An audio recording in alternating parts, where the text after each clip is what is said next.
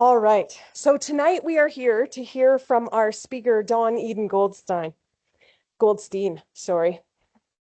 And I want to start with a story before I get on to the formal introduction. I first need to confess, because I am a good Catholic, and you need to hear, we did not get her books in time for this event, and that is on me. It was a scheduling error at our side of things. But she did bring sticker book plates with a picture of Father Ed on them, and so if you would like to order her book from Novalis or Orbis or Amazon, you can do so on the link she'll provide at the end of the talk, and Dawn would be so happy to sign a book plate so that you can stick it in your book. Okay, to a story. Last night at Mount St. Francis, Dawn spoke, and tonight here at St. Mary's, these presentations have been decades in the making. More than 20 years ago, when I was a very young Catholic speaker and writer and leader, I found the books of Dawn Eden Goldstein. I found them in the library while doing research, and I was in awe of a woman with a gentle heart, a sharp mind, and a love of a great story. In the years that followed, the internet made it possible for us to connect online in shared conversations and social media, with emails and even book reviews. Last fall, Dawn posted that she had a flight credit to use up, and what she desperately wanted was to travel to a place she'd never spoken about Father Ed before. And so she generously donated her flight here, if only we would invite her to talk. And so we're so grateful tonight that she made this possible. She is a sponsor, a co-sponsor of tonight's event, so please buy her book. Um, and the night before last, I got to pick up this very same internet character at the airport, a woman I had considered a colleague and an internet friend for 2 decades, and hug her in person. And I have to tell you, she is just as kind, interesting, and even more funny in real life than I ever could have imagined. Her formal introduction, just for those who need it. Dawn is the author of Father Ed, the story of Bill W.'s spiritual sponsor, and several other books, including The Thrill of the Chaste and My Peace I Give You, Healing Sexual Wounds with the Help of the Saints. Together, her books have sold, listen to this, more than 60,000 copies worldwide in 10 different languages. Dr. Goldstein began her working life as a rock and roll historian, and she went on to editorial positions at the New York Post and the Daily Times before publishing her first book in 2006. In 2016, she became the first woman to earn a doctorate in sacred theology from the University of St. Mary of the Lake. After teaching at universities and seminaries in the United States, England, and India, she went back to school because she hadn't learned enough. And she obtained a licentiate in canon law from the Catholic University of America. Today, she is the director of the Marriage Tribunal of the Diocese of Bridgeport in Connecticut. Dawn, we are so lucky to have you. We're looking forward to hearing your stories.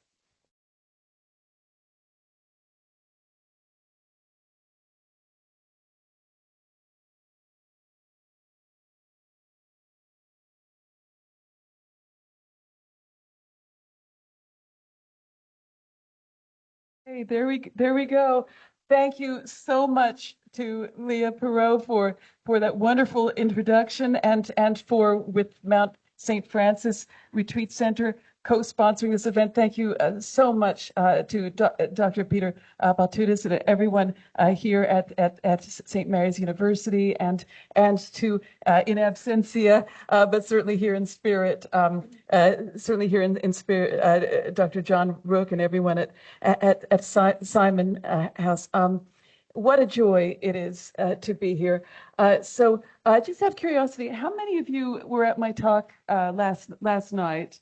Um, oh, well, definitely Leah. I know she was there. Okay, no one. So normally that would mean that I would just coast and give you the same talk that I gave, and no one would be the wiser. However, in speaking last night, in between then and now, so I should tell you right off the bat, there is never enough time for me to say as much as I want to say about Father Ed Dowling, a Jesuit who, although not an alcoholic himself, fell in love with AA, with the 12 steps, with the spirituality and mission of AA, and took it upon himself at a time when AA was less than 6 years old and had yet to take off around the country and around the world. Father Ed Dowling took it upon himself to befriend Bill W. and become an ally to AAs, and he took it upon himself too to be an ally in the sense of letting his fellow clergy know that AA was not some weird cult that would take people away from their faith, but rather that AA would help people to go deeper into whatever they already believed about their higher power so that they could live the fullness of whatever faith they were in. And so I can never say enough about him. And so, that means that I'm eager to tell you a few things that I didn't talk about so much last night. So tonight, I want to, in addition to telling you the story about Father Ed and how he became Bill W.'s spiritual sponsor, I also want to tell you first a little bit about Father Ed's influence on Canadian AA. Do we have any lovers of AA history here? Yes, a number of them. All right, great. So I'm very glad because a little first about Father Ed's Canadian AA connection, just so I don't forget to talk about that up front.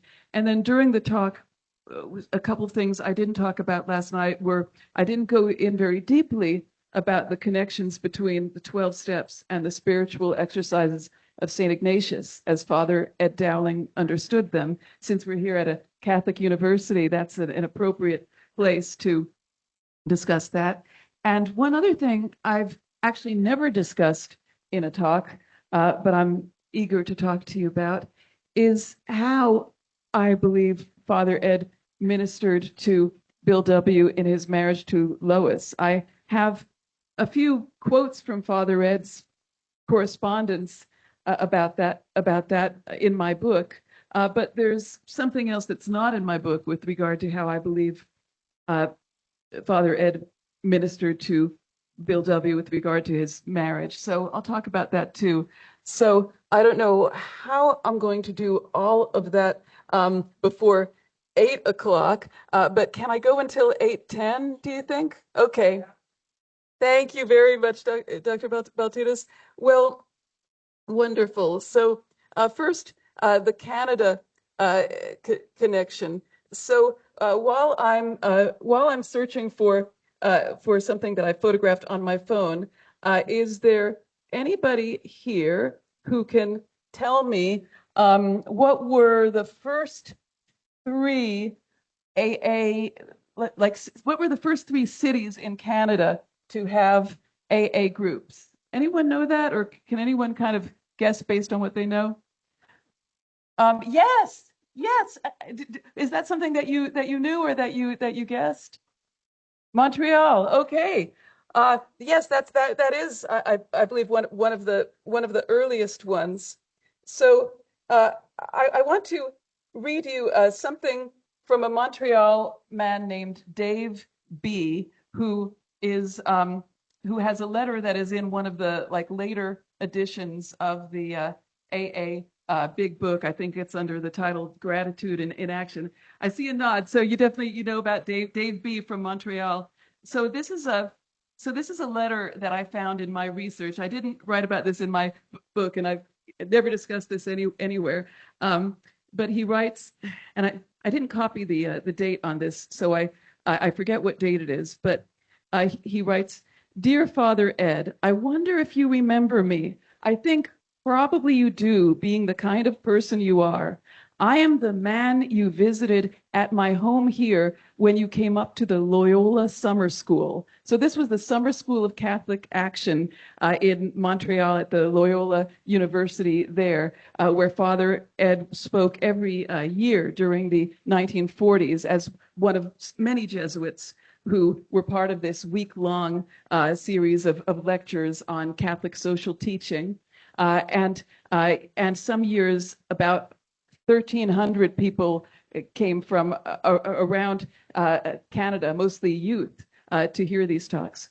Anyway, so Dave B. writes, I am the man you visited at my home here when you came up to the Loyola Summer School. I believe it was in the summer of 1944. I was just starting out on AA's way of life then, and I was most tremendously encouraged by your visit. The following year, when you came up, a group had sprung into being, and you spoke at one of our meetings. I even remember the subject on which you spoke, depression, which plagued me at the time, and the rhythmic rise and fall of the emotional tide, the cycle. You helped me greatly, and I will be forever grateful to you and to the others who helped to make my new life possible. So when you read about Dave B., founding or helping found the Montreal AA in 1944, you can know that Father Ed was there for him that year and encouraged him as he encouraged so many other people. So Father Ed is part of your Canadian heritage of AA, just as he is in the United States and many other places, including his native Ireland, where he traveled to spread to carry the message. So a few fast facts about Father Ed. So born 1898, died 1960. So a fairly short life. You can see him at the far right in that photo there with his four siblings. He was full-blooded Irish on both sides of his family. Very proud of his Irish heritage, and he lived in St. Louis all his life, and the reason why I mentioned that is that St. Louis. Well, has anyone here ever been to St. Louis? Yes, you have. So if you've been to St. Louis, it's right in the middle of the country of the United States, and it's even though it's a major city. It was called the Gateway to the West. That they have that famous Gateway Arch. Yet for all of its wonderful history and its role in trade, it still has a small town feel in many ways. And to this day, if you visit St. Louis and if you see like two St. Louisans meeting each other, you'll see that the first question they'll ask each other is, what high school did you go to? You don't see that in a lot of large cities, but St. Louis is a community, and I mention that because Father Ed, before he fell in love with AA, he fell in love with the notion of community, starting with his Irish community, his Catholic community, and then extending into his city. Before he was a Jesuit, he was, as I'll describe, a newspaper reporter for the daily newspaper in St. Louis. He got really into politics. Then he fell in love with democracy, with proportional representation, or as you might know it here, ranked choice voting, and the idea of people being able to unite together to help to decide their own future, and it's through that love of community and of democracy that Father Ed fell in love with AA. As he would put it, AA has democratized sanity. He loved how AA was an answer to the cult of the expert that was dominating not only alcohol treatment and psychology, but many other areas of life as well. He loved this kind of radical, subversive idea that people who suffered from a particular problem could be the best ones to help other people suffering from that same problem, that they didn't need, fancy degrees or schooling to be able to support one another and minister truly to one another. So here you see young Eddie Dowling at the center with his hands folded as the manager of his college baseball team. So before Ed Dowling was a Jesuit, before he was a newspaper reporter, he was an aspiring pro baseball player, and he was not thinking at this time in life when he was 19 years old that he was going to enter the priesthood. And he was he played catcher on the baseball team. Those of you who have read up on his friend Bill Wilson's history may know that Bill also was an athletic star in his youth, just on his school teams, and including playing baseball. Bill talked later about how his dream was to be big man on campus, partly through being a star jock, and Bill on his high school baseball team was pitcher. So we have Bill as a pitcher, and across the country there's young Ed Dowling as a catcher, a pitcher and catcher. Now, if there is anyone here who's a baseball fan, you can read like lots of kind of mystical meaning into that, with the wonderful symbiotic relationship between pitcher and catcher. Now, I should say that even though this yearbook picture credits Ed as E. Dowling, as though he were being called Edward or Ed or Eddie, nobody was calling him Edward or Ed or Eddie at this time. He had his childhood nickname, which had stuck, which was Puggy, because of his pug nose. And he loved being called Puggy. In fact, as a Jesuit, he was wonderfully amused when at least once mail came to him at the Jesuit residence addressed to Father Puggy. At the end of Father Ed, when I'm postulating that Father Ed's cause for sainthood should be introduced, I say that if you were ever canonized, it would be wonderful to have a Saint Puggy. So perhaps one day with your help.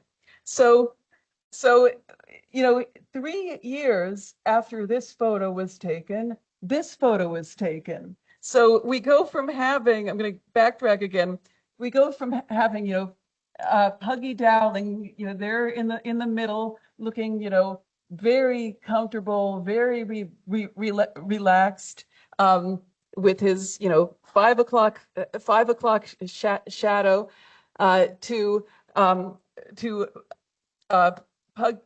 Puggy Dowling, S.J., all the way, there on the far left, looking most uncomfortable, ill at ease, at a distance from his fellow Jesuits. And it really is interesting, because this is not the time back when people were really smiling at photos, but still, I mean, you can see the contrast between this Jesuit in the front row who somehow has a big grin, and poor Puggy Dowling is like, so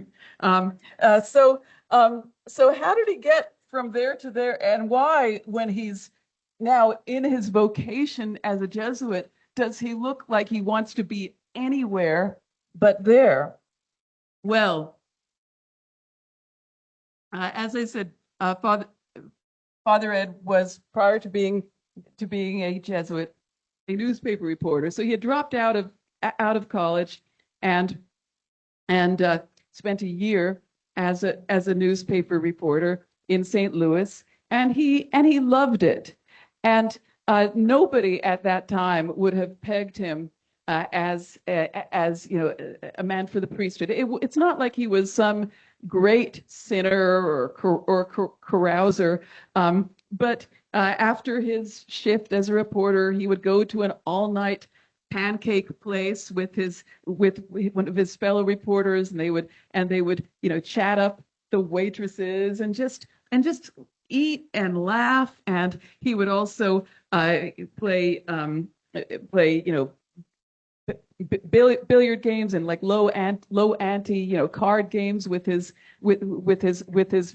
friends. And he just he had been, as I mentioned, an athlete, and he, all the things that he did that he loved to do involved people and being gregarious and being around people. So he couldn't get it out of his head that he might be called to be a Jesuit, and he felt that it would be a sin to not try his vocation as a Jesuit in case that was where God was calling him. He greatly he had a very vaunted idea of what the Jesuit priesthood was. He imagined, as he said in a letter to one of his friends, that a Jesuit's thoughts were always holy, always on the most holy things. So it seems that he believed that if he were really called to a Jesuit life, it seems that he believed that once he put on the cassock as a Jesuit novice, there's 2 years of the Jesuit novitiate before the Jesuit makes his first vows. It seems that Puggy Dowling thought that if he went in to try out his vocation, that he would know from the moment that cassock went on whether he was called, because he would, become a new person. He would be flooded with grace and think all these holy thoughts. That's the impression I get from reading his letters from before and during and just after his novitiate. So he seems to have he did go through a crisis after entering the Jesuits and finding that he was still the same Puggy Dowling, just now in a cassock. And more than that, he was now being expected to live this very austere, rather severe, penitential kind of life, because the Jesuits at that time were known as God's Marines. They were known as the most disciplined of the religious orders, and so and particularly in the novitiate, it was like a boot camp kind of thing, where it was thought Jesuits could be sent anywhere to the missions or to anywhere around the world, and so if they're going to be able to tolerate the hardships of whatever life they might be called to, then the hardships have to all be front loaded during the novitiate. So Puggy had not brought a trunk with him to the novitiate because he really thought that he was just going to be there for 2 weeks, and that it was so unlikely that God was calling him to that after 2 weeks he could just say, well, I tried that and now it didn't work out, so I'm going to stay a newspaper reporter. So the crisis came when, with that cassock, he still felt that God was calling him, but he felt that God wasn't making it any easier for him. And then he started to wonder, could God be this good God that he had imagined, or was God just calling him to a life of hardship and penance? Here he was, this great gregarious man, and now, according to the regulations that he had to live by as a Jesuit novice, he wasn't permitted to make eye contact with people, except when saying hello. He couldn't slap a friend on the back or make any kind of physical contact. He had to be very self-contained and have a middle distance kind of stare. You can kind of see him practicing that middle distance stare up there. So the one thing that gave him hope was the spiritual exercises of Saint Ignatius. The spiritual exercises of Saint Ignatius are a 30-day series of meditations that the Jesuit novice makes during his first year of novitiate, usually like very soon, within a month after starting the novitiate. The Jesuit novice goes into this month-long retreat where he makes meditations that kind of walk him through the life of Jesus and also the life of the early church in the Pentecost event. Also meditations on the evil of sin, and then on the positive call of Christ, who is calling each of us personally to his vocation for us. So in going through those spiritual exercises, Puggy received a certain encouragement, a certain strength, but it didn't last. And he remained in a state of personal crisis. And so he begged his novice master to permit him to make the spiritual exercises again, 30 days, with the next year's crop of novices. As I mentioned, it's a 2-year novitiate. So the Jesuits at that time had been around for 400 years. Now it's 500 years. I've done a bit of research on this and asked Jesuits about this. And it seems that because St. Ignatius Loyola, the founder of the Jesuits, was so definite about what a novice's life should be and how the novitiate should be structured, it seems that in 500 years, no Jesuit novice has been permitted to make the 30-day spiritual exercises in both his first and his second year of the novitiate, except one. Father Ed Dowling is, as far as I can see, the only Jesuit who was ever permitted to make the exercises in his second year as well as his first year.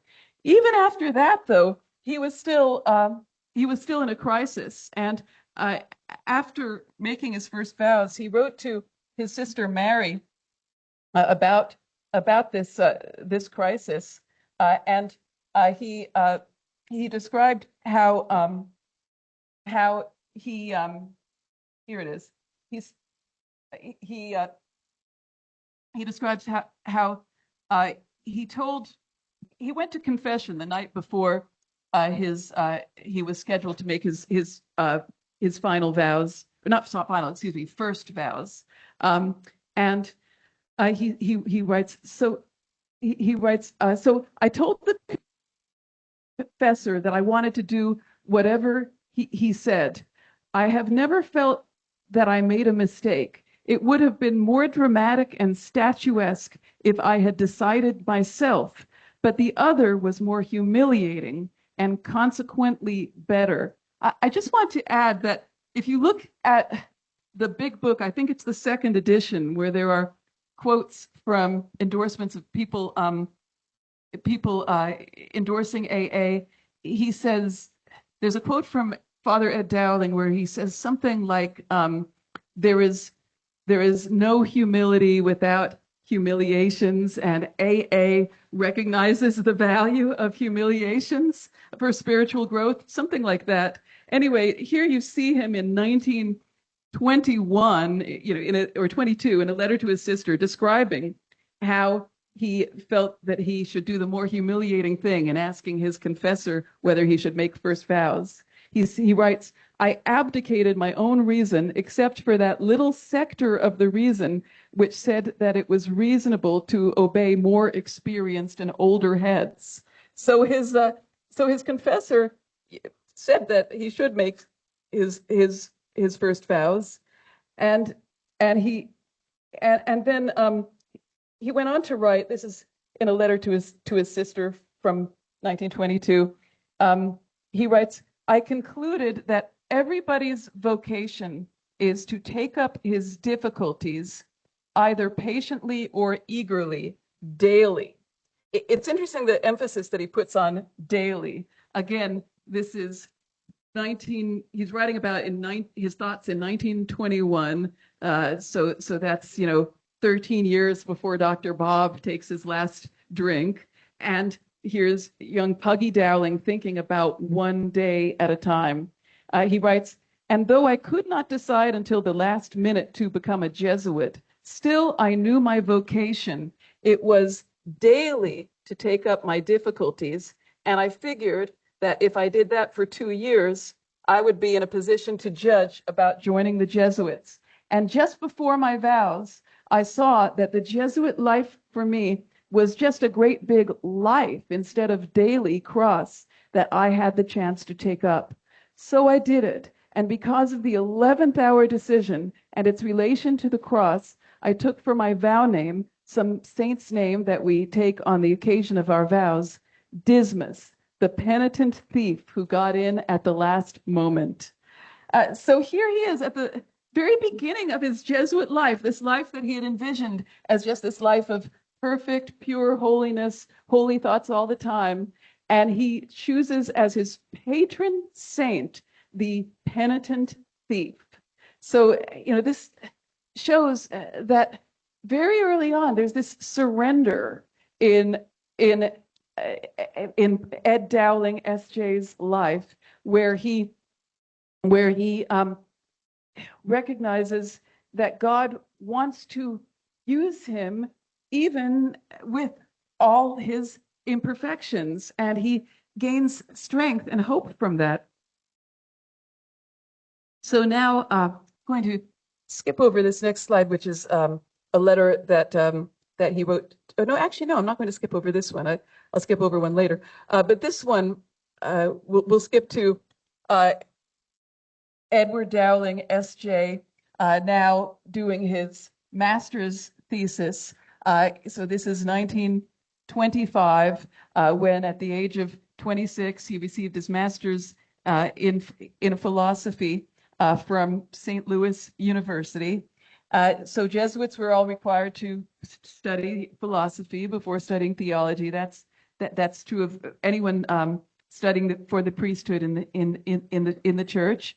And because of this powerful experience of healing that he had had through the spiritual exercises, he wanted to do his master's thesis on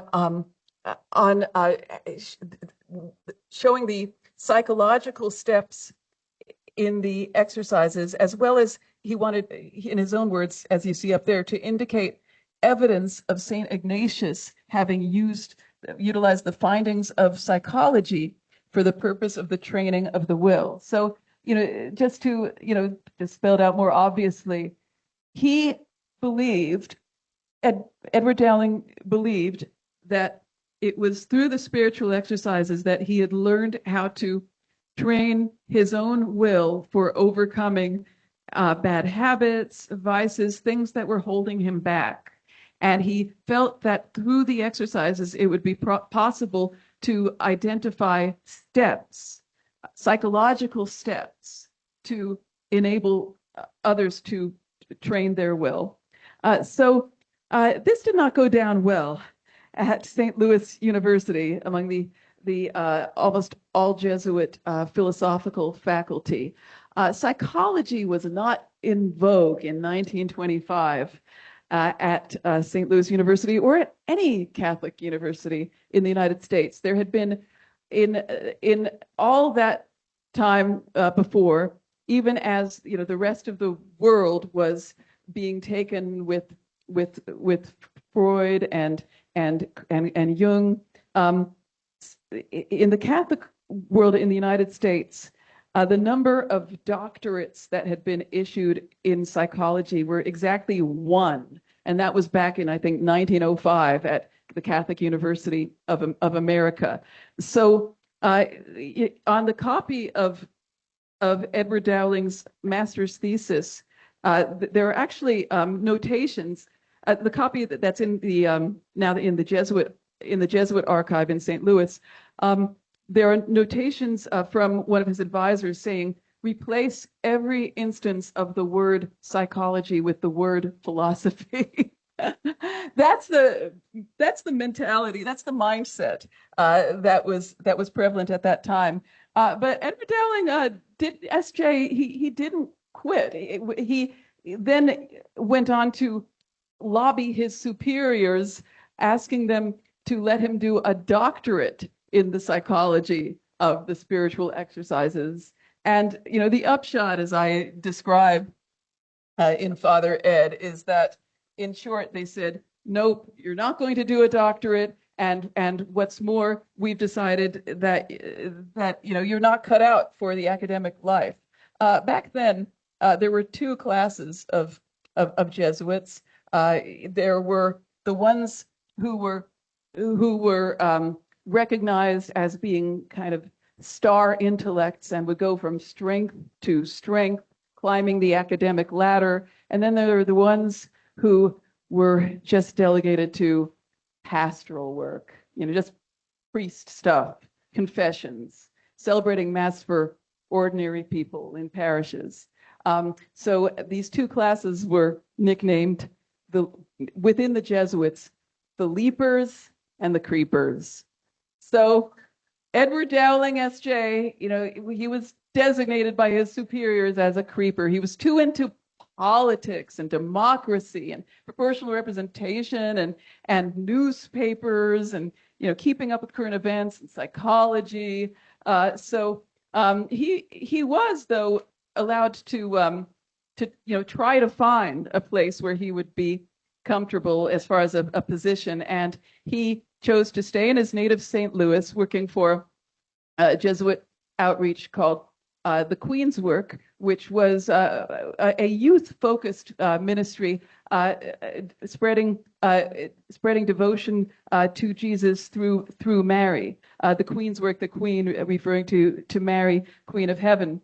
So I am going to skip over this next slide just for reasons of time, and now we go after. Here, Father Ed is, I think it's 9 years after his ordination, if I recall. He was ordained in 1931. And you see him here in his office at the Queen's Work. This is 5 months. It's after he discovered AA, but 5 months before he met Bill Wilson.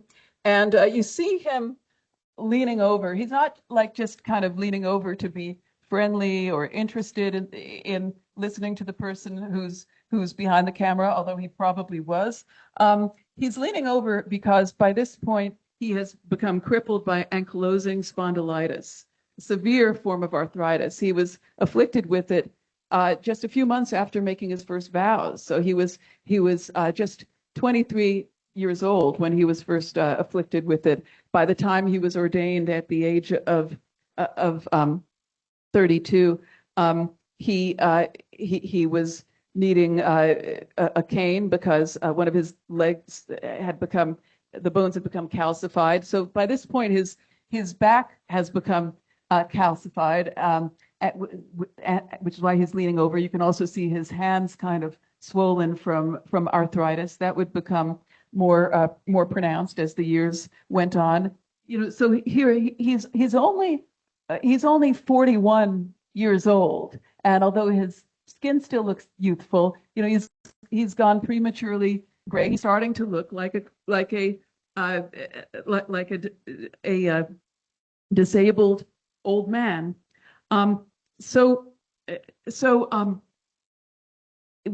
Yet Father Ed would joke about his illness because he didn't want people to feel bad for him, to feel sorry for him. So when people would comment, "Oh, Father Ed, you must be in so much pain," and he would just laugh and say, "Oh, it's nothing. I'm just becoming my own tombstone."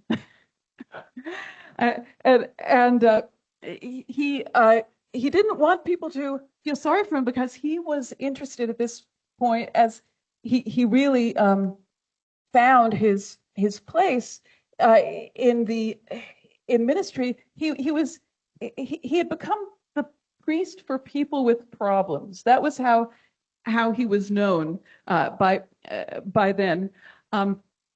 although he had this ostensible job as associate editor of the Queen's Work, he hardly did any writing. He did do other work such as organizing the Summer School of Catholic Action, but mostly, as one of his Protestant newspaper friends said, he was God's ambassador to humanity. People from all walks of life would come to him, and they'd line up outside the door of his office to tell him their problems, and they felt that they could talk to him about their most embarrassing problems. If there was one criticism that I've read of Father Ed from a couple of different people who said this, it's not really a criticism, but I thought it was neat that more than one person said that if you don't have a problem, Father Ed will find you slightly boring. Someone else, said to me, Father Ed was the only priest that I ever felt more comfortable coming to with a problem than without a problem.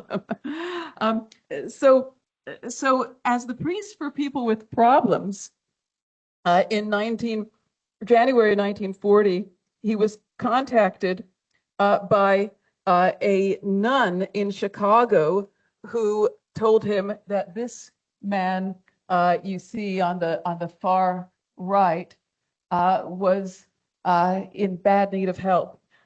So I've been permitted to, by the daughter of that man on the right, to break his anonymity. Normally I would not do that for AAs, but his name was Edwin A. Leahy. He was a top reporter for the Chicago Daily News, and in January of 1940, so we're talking 9 months before this photo was taken, Mr.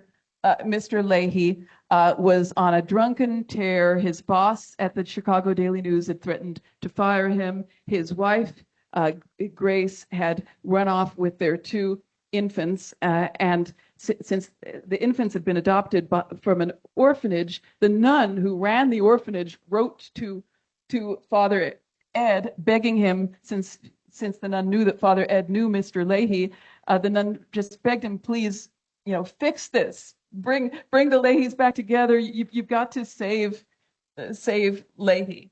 And so Father Ed, being kind of the wonder worker that he was with regard to helping people with problems, Father Ed wrote to Leahy, who was then on a drunken tear at this hot springs town in the Midwest. Father Ed got Leahy to promise to come through St. Louis to visit him at his office at the Queen's Work, that building that you see, one day, and Father Ed let Grace, Ed's wife, know that Leahy was coming that day, and then he planned it all out, basically scheming. So Grace arrived first, and then when Leahy arrived, Father Ed said to Leahy, why don't you go down to my office, and I'm going to go to the washroom. And then Father Ed loudly locked himself in the washroom to give Leahy time to reunite with his wife. And when Father Ed came out 5 or 10 minutes later, the couple were all smiles, and Leahy promised Father Ed that he would stop drinking and that he would also go to daily communion. And so, it seemed like, all was well. But still, Father Ed knew that it wasn't so easy to stop drinking. And so he went to Chicago to check on Leahy a few weeks later.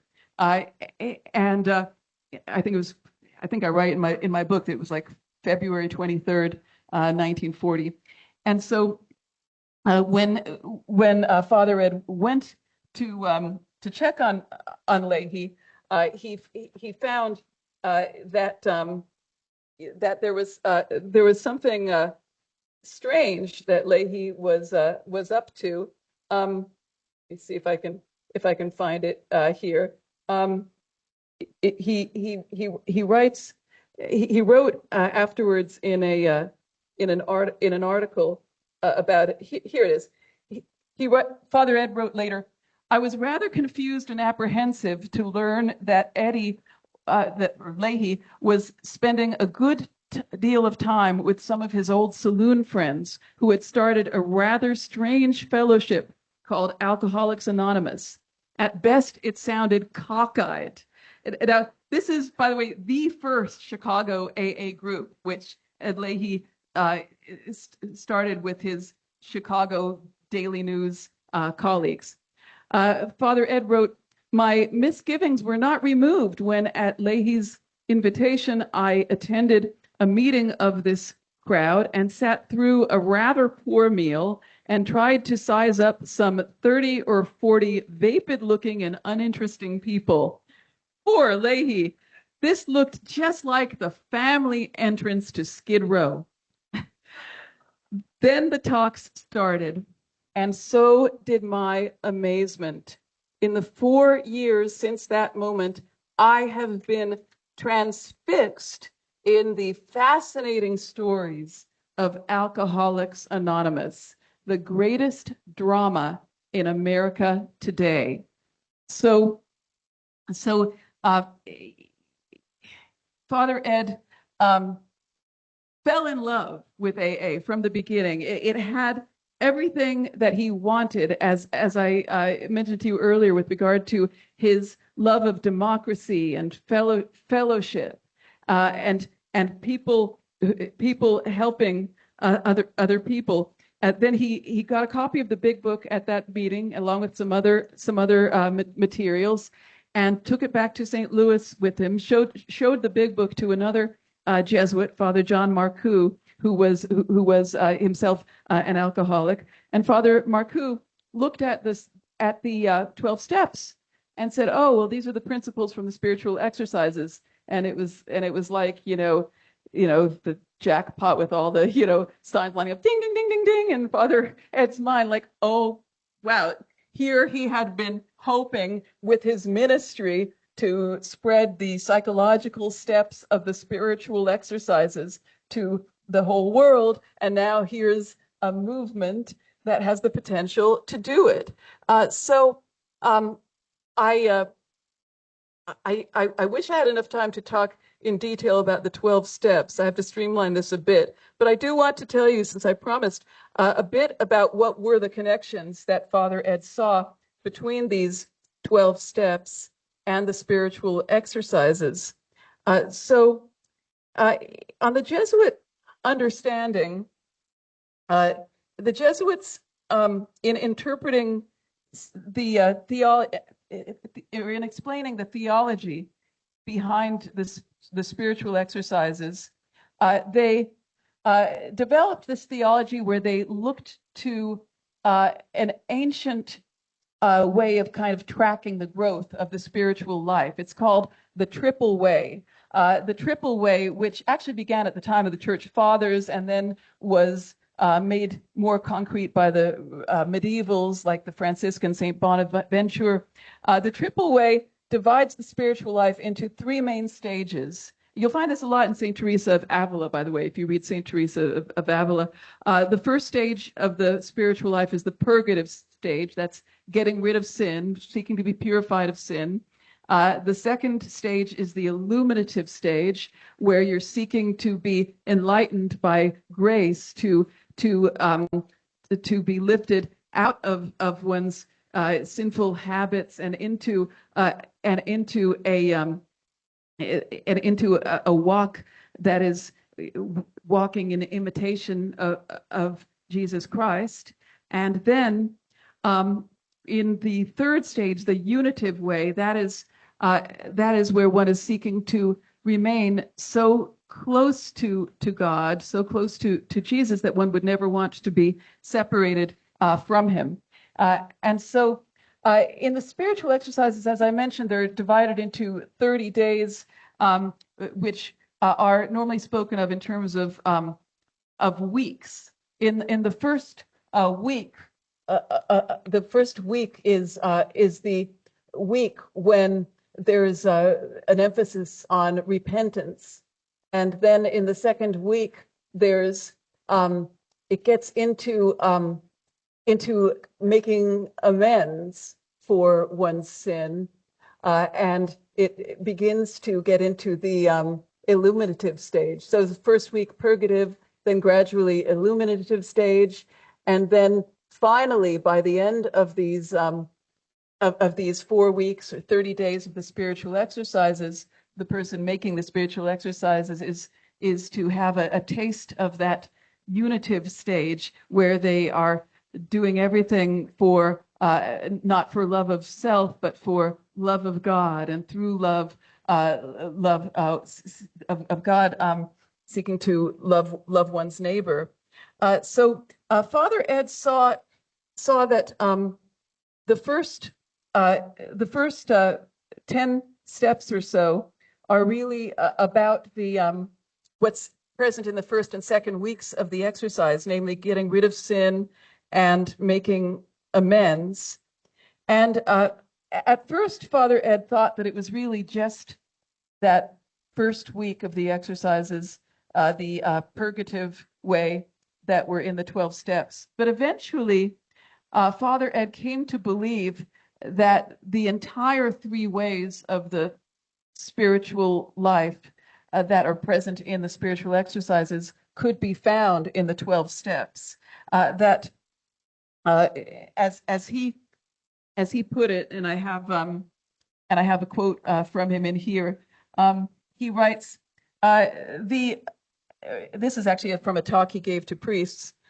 Father Ed said, the 11th and 12th steps give a rather limited parallel to the positive asceticism of Christianity. The 11th step bids one by prayer and meditation to study to improve his conscious grasp of God, asking him for only 2 things, knowledge of his will and the power to carry it out. Now, that is a true and accurate description of the positive aspects of Christian asceticism, as well as of the 2nd, 3rd, and 4th weeks of the spiritual exercises of St. Ignatius. And then Father Ed goes on, then the 12th step, having had a spiritual experience or awakening as a result of these steps, we carry this message to other alcoholics and practice these principles in all our other affairs. In our apostolic work, we should be an instrument in God's hands. The AA steps before this 12th step are to improve my instrumental contact with God. This dependence, he goes on about how it's recognizing one's dependence upon God, and then through that recognition to engage in outer directed apostolic work. So Father Ed's meeting with Bill W. in November 1940, 2 days after that photo on the left of that photo of Father Ed was taken, Father Ed, in seeking to meet Bill W., assumed that Bill was a great master of Ignatian spirituality. He couldn't wait to meet Bill and ask Bill how he came to be able to distill the spiritual exercises into these 12 steps.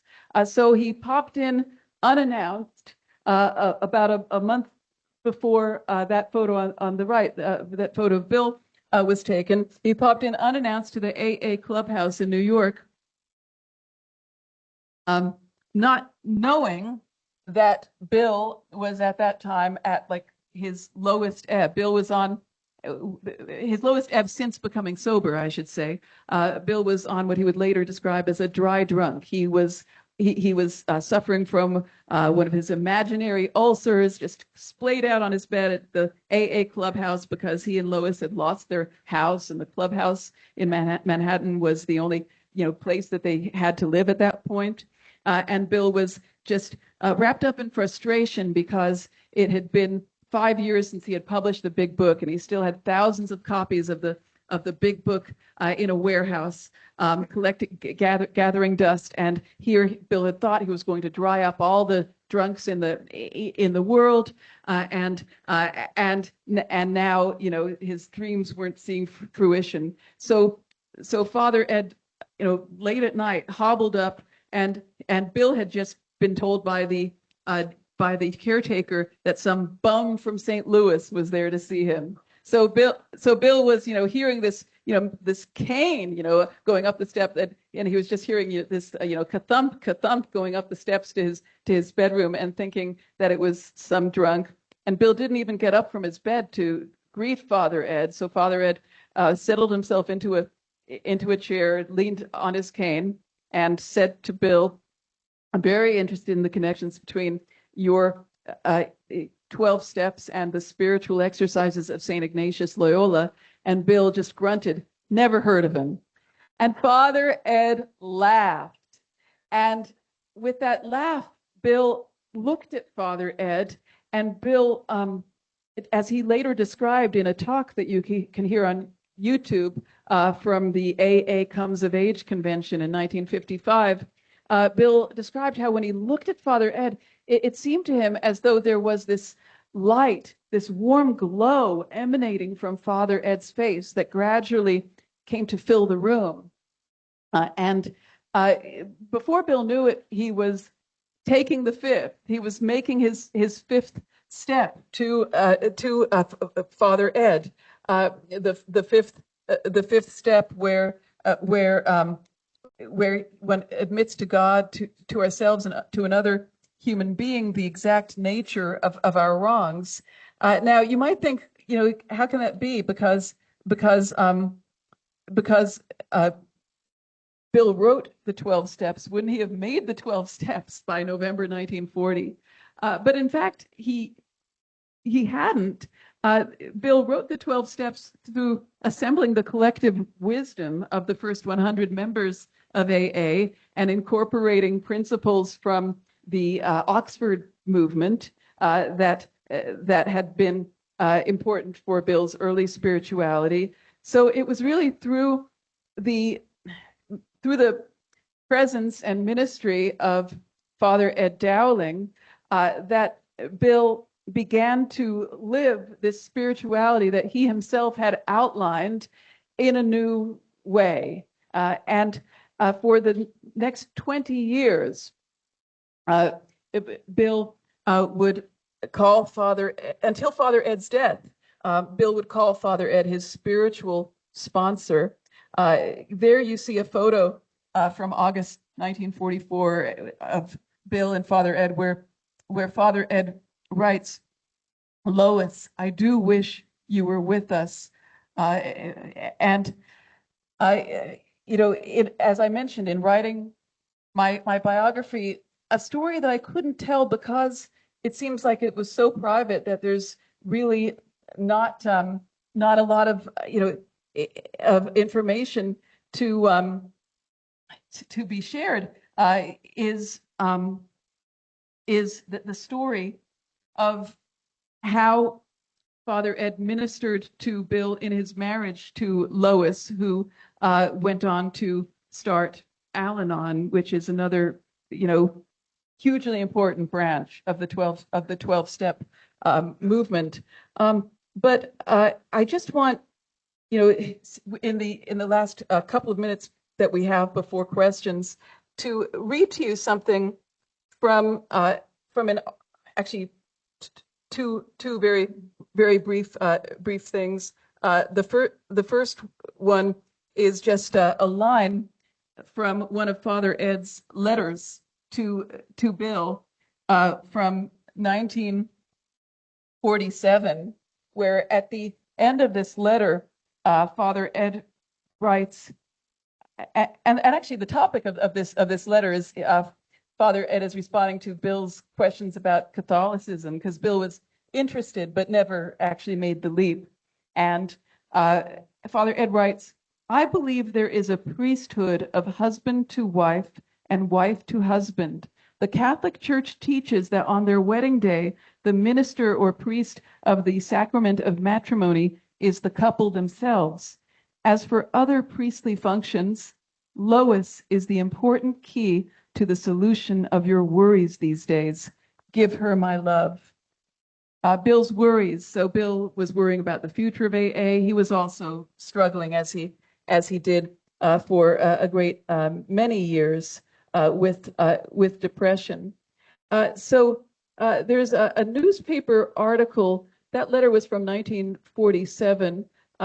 There's a newspaper article from a talk that Father Ed gave actually in Montreal from 1945. And when I was reading this article, I felt that this is very likely the kind of advice that Father Ed was giving to Bill at the time. This is from a talk that Father Ed gave on marriage in Montreal. And this will be the last thing that I share with you before the questions. Father Ed said in this talk that Father Dowling, by the way, by this point he had been friends with Bill for 5 years, so it's quite possible that he's in the back of his mind, he's thinking about the kind of advice he's giving to Bill. It says, Father Dowling pointed out that it is not sufficiently recognized that women by their very nature are essentially lonely. They seek in marriage, he said, a surcease of this loneliness. And if the husband is married to his job, in the sense that his work dominates everything in their lives, her loneliness tends to increase rather than diminish. Quote, we are too prone, Father Dowling said, quote, to waste sympathy on our forebears. They were happier in marriage than many a modern couple because men and women were more often linked in efforts to gain a living. They worked together and learned to rely on each other. While women struggle against this sense of loneliness, man, Father Dowling pointed out, quote, maintains a constant struggle against discouragement. Doesn't that sound like Bill? His ideas and hopes constantly outrun his achievements. That made me think immediately of Bill. He must find in marriage something to offset this sense of discouragement, a common bond of sympathy and companionship in marriage are strong antidotes to this sense of discouragement. So I do think that in the kind of the hidden story of Father Ed that we'll never know because it died with him and Bill and Lois. I think in that hidden story, Father Dowling was helping Bill gain the wisdom and strength that he needed to maintain his marriage with Lois and to strengthen it during very rocky times in his life, so that both Bill and AA could thrive. Thank you all so much. You're a wonderful audience. It's a joy speaking with you, and I look forward to answering your questions. God bless you.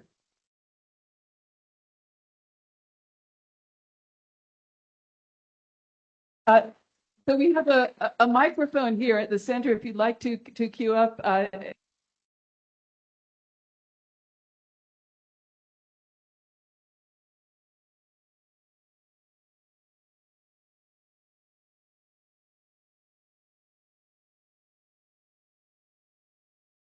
But this is being recorded. I should mention too that this is being recorded for, yeah.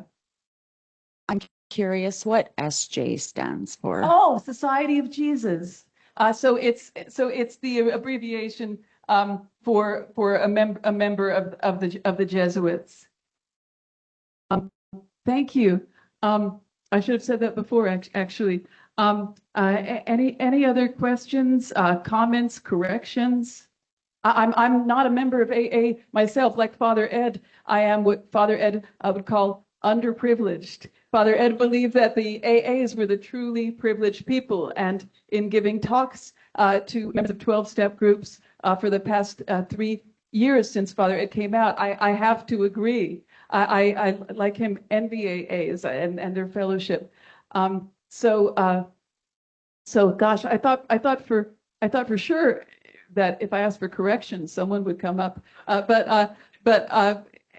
any other comments, questions? Well, I'll be yes. Yankees. I was just wondering, you said that Father Dowling studied psychology. Was he using psychology while he was talking to Bob? Was he working, or Bill rather, was he working on his psychological issues? Do you suppose? It's a great question. So Father Ed was an autodidact. He was self-taught on many things, and psychology was one of them. He read a great deal of psychology and corresponded with psychologists. Um, but he did distinguish between what he did and psychology. So I mean, he maintained certain boundaries in that he didn't pretend to be giving therapy. But I certainly think that his knowledge of psychology informed his spiritual guidance. Thank you. Did that answer you? Thank you. Yes, hi. Hi, I was just curious how you came to write this book. Like, how did you encounter Father Ed? Thank you for asking. I came to encounter Father Ed through a friend of mine who was a member of AA who wrote a newspaper or magazine. Actually, I think it was a blog article on Father Ed, and my friend, this is back in about 2008, I think, was drawing from The Soul of Sponsorship by Robert Fitzgerald, S.J., which was an edited collection of the correspondence between Father Ed and Bill W.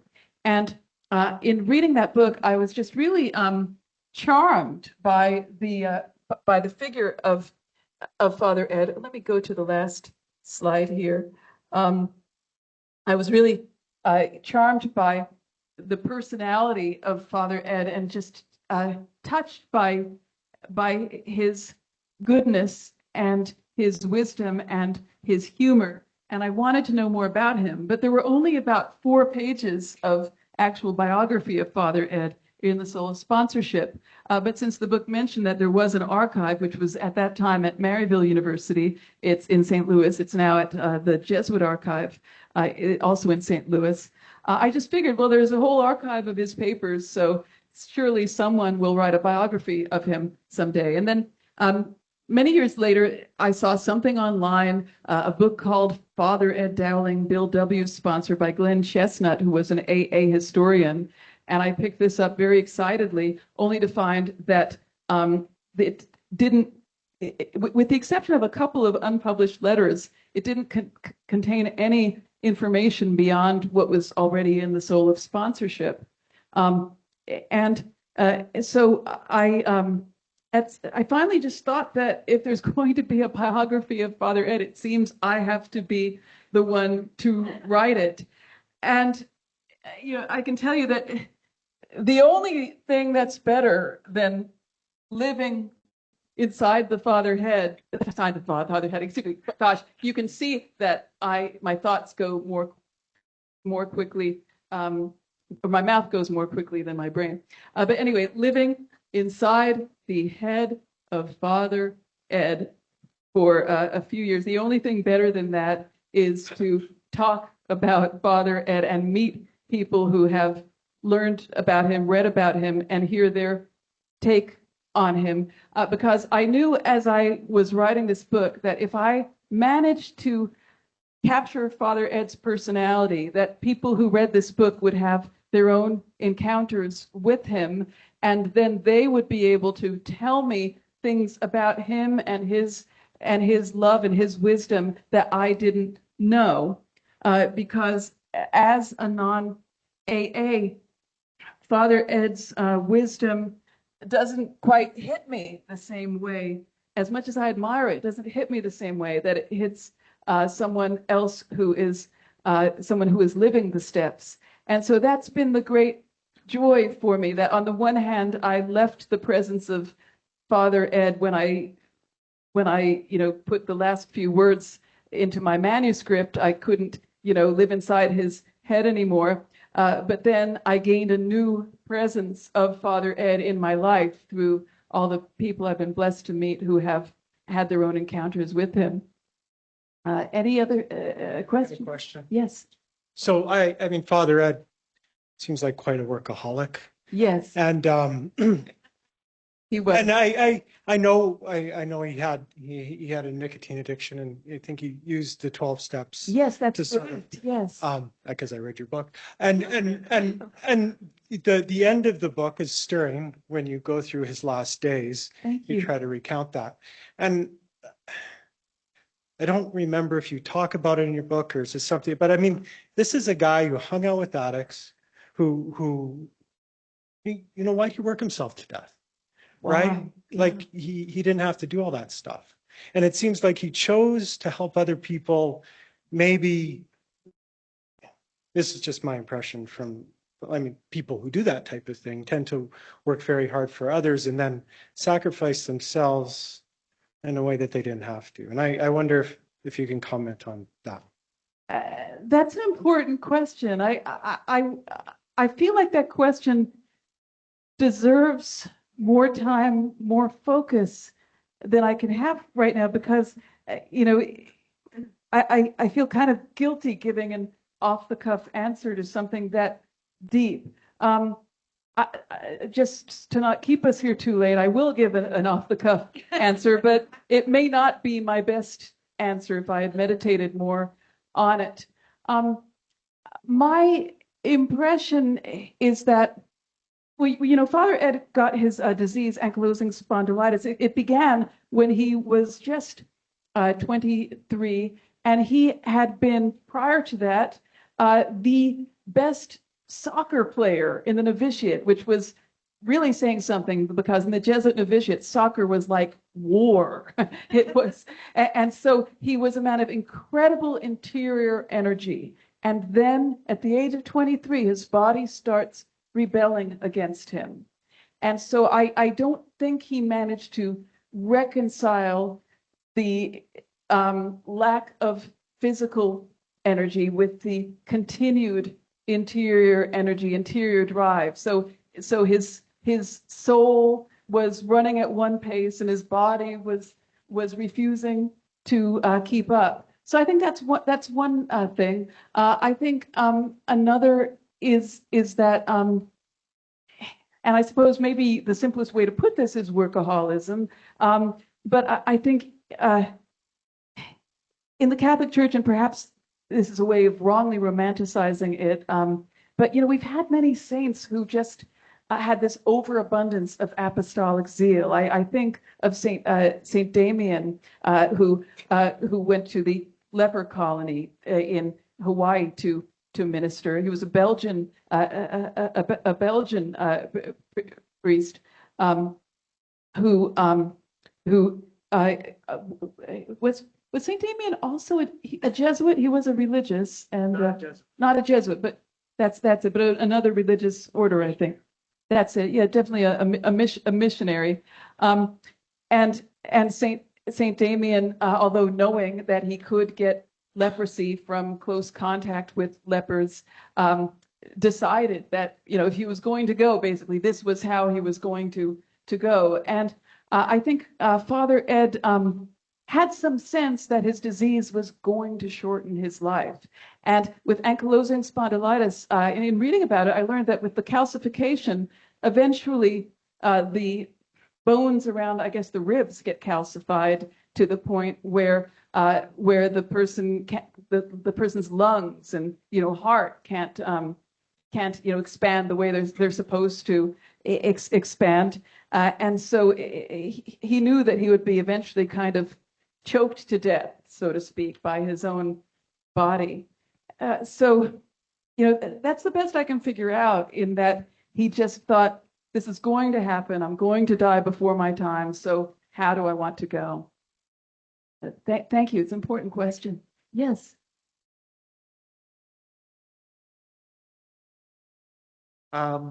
So he's doing his thesis.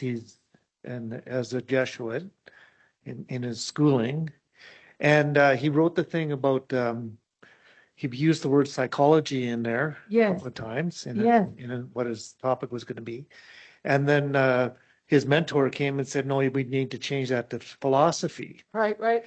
So he goes, meets Bill, and he makes these connections, combining the two worlds, like maybe, I'm not sure. Yes. But my question would be, was there any influence of Ed's experience that have influenced future Jesuits? I.e., would the Jesuits of today change that thesis to change the psychology to philosophy? Would they change that, or would they be more open-minded? Oh, Good. yes, great question with regard to the Jesuits. So at a certain point, particularly around the time of the Second Vatican Council in the 1960s, when the church became more open to taking what was good in the secular world and bringing it out in a truly Christian way, the Jesuits became leaders in the field of psychology as it applies to one's spiritual life. So there, became this, generation of Jesuits who studied psychology, who wrote books on it. I think of all religious orders now that have encouraged people to go into the psychology field. I would think the Jesuits are probably the most prolific in that regard. And I would like to say that Father Ed was influential in that way, but I don't really think that he was. He probably influenced some people, but the thing about Father Ed is that in his lifetime, the Jesuits did not know what to make of him. He did get special permission from his superior to do work with AAs. He would not do that without being able to do it under obedience. But at the time of Father Ed's death, you have to picture, like in St. Louis, there is, those of you who've been to St. Louis may know that there is this beautiful Gothic church called the College Church. I think the official name is College Church of St. Francis Xavier. That's on the campus of St. Louis University. And this church is like, the gem of Jesuit churches. And when Father Ed died, the Jesuit pastor of the College Church of this city where Father Ed had lived and ministered all his life, refused to hold his funeral there because Father Ed wasn't important enough. He wasn't a professor at St. Louis University. And the pastor said, no, just hold the funeral at the chapel at the Queenswork, which was in a downtown office building. It was a little meeting room that had been fitted out to be a chapel that could hold maybe, 25 people comfortably.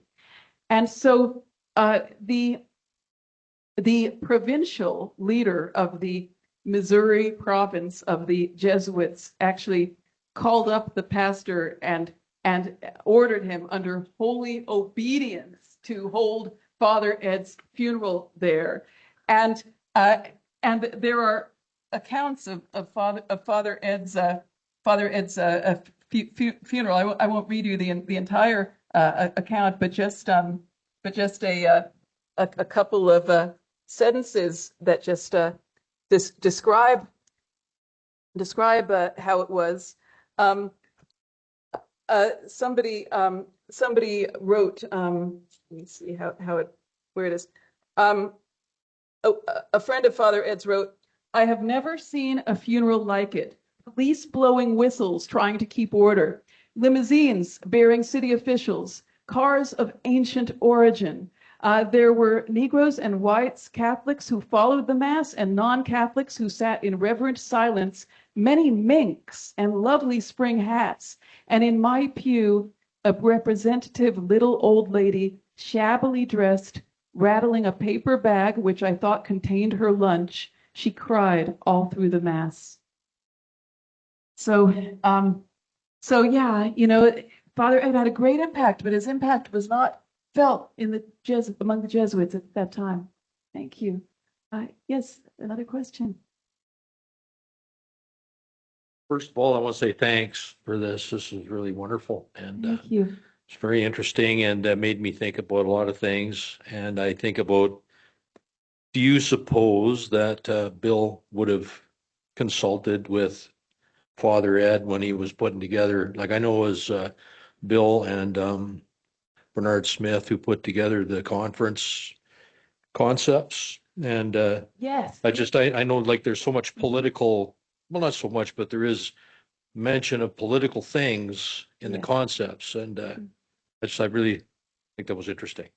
Yes, that's a great point. So there are the 12 steps, the 12 traditions, the 12 concepts. Now, are the concepts, I'm getting them mixed up now, and I'm sure that you or someone else can fill me in on this. Are the concepts the ones that deal specifically with the governance of AA? Were there there were the general service organization principles? Were those the concepts, or? Yes, for the Okay. service aspect. Okay, yes. So Father Ed was directly inspirational, and Bill wrote to Father Ed in a letter. This is interesting. So Bill tried to consult Father Ed when he was writing those concepts, and Father Ed refused to consult for him directly because Father Ed believed very strongly that he needed to respect the traditions of AA, where it's AA members who determine the direction of the fellowship and not people from outside. And with respect to governance, that the governance has to be from AAs. And so Father Ed wanted to maintain that boundary. But Bill wrote to him after those concepts were developed, and Bill said, well, I know you didn't want to advise us, but you're there anyway because you got me on this, democracy kick. So, yes, great question. Thank you. This will be our last question for today. Better be a good one then. Say the best for last. The best for last. Yeah, we got a great brotherhood. I didn't know. So the fellow there is my sponsor. He invited here tonight. I was at Brother Bernie's funeral at Simon House. I graduated from it. That was my first spiritual experience. And I wear the cross from you guys, and it never seems to fall off after 16 years. Okay, I got a question. So we're pretty good when we get a newcomer comes in the Alcoholics Anonymous. We start talking about step 2 and 3, and then we butcher the concept of spirituality, and we get confused with having to define the existence of God. So we're scaring these newcomers away. What would Father Ed say to a newcomer who walks into the rooms of Alcoholics Anonymous about the existence of God and the steps as we move forward to that spiritual awakening until we get to step 12? Wow, what a great question. Wow, thank you. Wow, well, in light of your question, I just want to say that first of all, thank you for all that you're doing to carry the message. I will say that unless you specifically give me permission, I'll make sure that your question is edited out of the of any video that's shared. But it's all right. Okay, if you're sure. Well, well, if anybody else who asked a question does not wish their question to be included, please approach me so that I can make sure that you're not included in that. So what would Father Ed say to a newcomer? Well, I know that in my book, I have quite a bit about that. So I'm going to actually look in the wonderful index of my book because I don't want to try to rely upon my own memory here. Let me see if I can find what he says about agnostics. I know that in his talk in 1955, which you can find the audio of Father Ed's YouTube talk from 1955. You can find on YouTube the audio from Father Ed's talk at the AA 1955 conference. He talks about exactly what you're asking about, but rather than rely, okay, here we go. Agnosticism, let me see, page 237. What do I have here? Hopefully something. Okay, yes.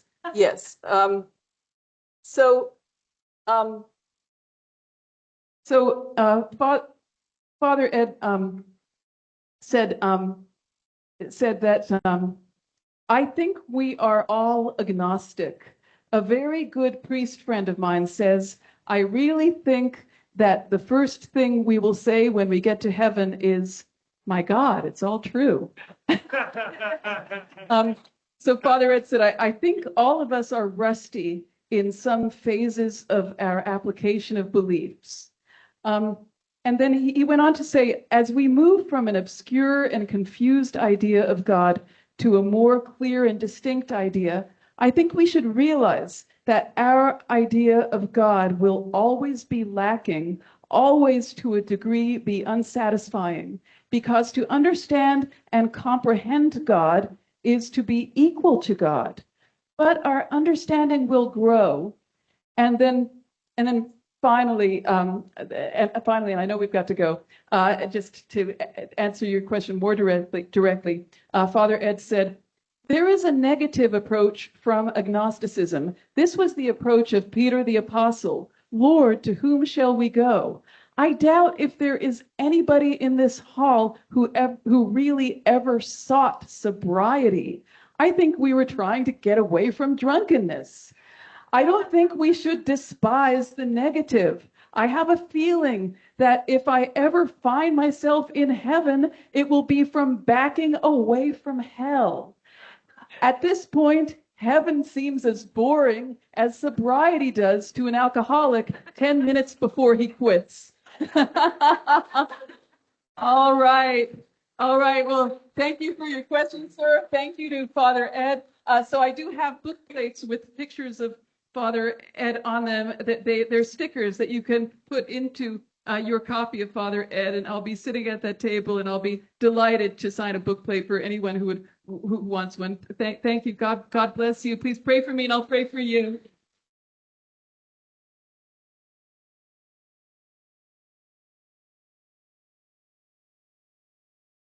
So, what a great last question and a great last quote to end the evening with. Very thought-provoking. So just once again, we want to thank all of you for coming this evening. First of all, on behalf of St. Mary's University, these are the kind of conversations we want to have more of. So tonight's event is part of a academic year-long series called the Inspiration Unplugged series. This is our final one for the 2025-2026 academic year. We'll resume again in September with our next series. So please stay tuned for that. Number two is if you enjoyed tonight's presentation and you want to learn more about Father Ed, as Dawn mentioned, we have books available. Novalis is our Canadian publisher. Orbis is the American one. But of course, as Dawn mentioned, she'll be at the back, being able to sign inserts you can put into your book. So please see her there. And last but not least, the work of Father Ed continues through the ministry of places like Simon House. So the free will offering in the back, all those free will offerings will go towards Simon House. If you don't have any cash on you this evening, looking at you, Leah, then we're going to have, you can go online to the Simon House's website and make an online donation there.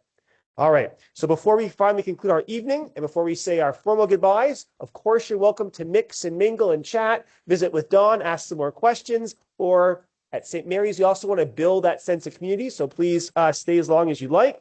But I want to close with a final benediction. In the name of the Father, Son, the Holy Spirit. Amen. May the peace of the Lord Christ go with you, wherever he may send you. May he guide you through the wilderness, protect you through the storm. May he bring you home rejoicing at the wonders he has shown you. May he bring you home rejoicing once again into our doors. Amen. All right. Thank you all for coming. Have a wonderful evening.